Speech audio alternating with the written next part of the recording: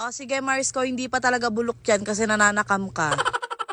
So ayun na nga mga Mars, so nagpunta nga pala kami sa may Quiapo. Meron ako nakita doon na nagtitinda nga ng avocado. So natatakam ako doon mga Mars, pero naalala ko nung namalengke pala ako, meron pala akong nabili na avocado. So pagka-check ko nga mga Mars, hindi ko alam kung bulok na yan, pero para sa akin naman hindi.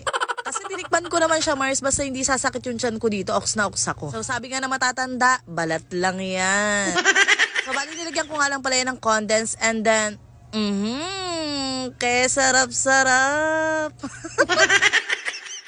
Siyempre mga Mars ko, papatikim natin yan kay Jowa. O siya, bali mga alas 3 na nga pala ito ng hapon, kaya naman oras na ng aming pagmemerienda. So hindi pa man kami nakakapagsimula, talaga naman minukbang ko na itong avocado. And ito na nga mga Mars ko, hindi ko talaga kakailanganin ng iba pang pagrarantan ng mga aking kachismisan. Dahil tingnan nyo naman kay Jowa palang ay sulit na yung pagdadaldal ko.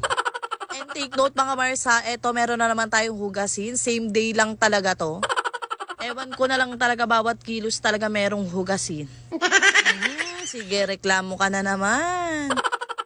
Eto nga mga Mars, alas 5 na nga ito ng hapon at oras na pagsusundo ni Jowa. Pagkaalis niya nga, ito ay asikasuhin ko naman yung aming uulamin para nga sa hapunan. So bali ni-ready ko nga lang dyan itong aking mga gulay na nabili ng 20 pesos isang balot. Dahil tayo nga ay walang kasama sa bahay, syempre tayo pa rin ang magbabantay ng tindahan kahit nag-aasikaso sa loob.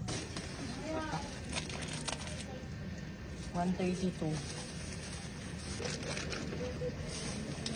Mamaya.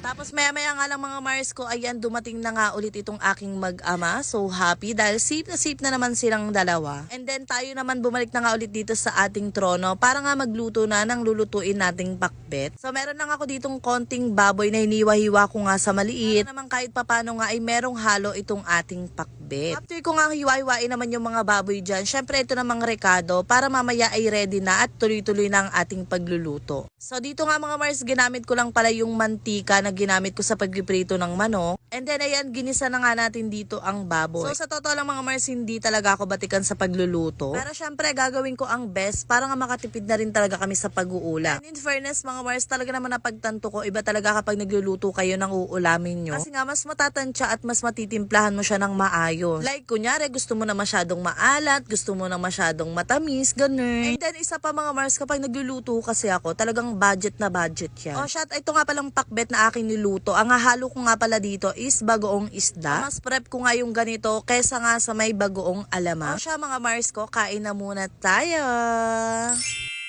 Tapos ayan mga Mars, bandang 11 PM na nga, magsasara na pala kami ng munti naming tindahan. Para nga kinabukasan ay panibagong araw, panibagong pag-aasikaso na ulit sa kung ano-anong bagay. O siya, hanggang dito na lang muna mga Mars. Yun lang.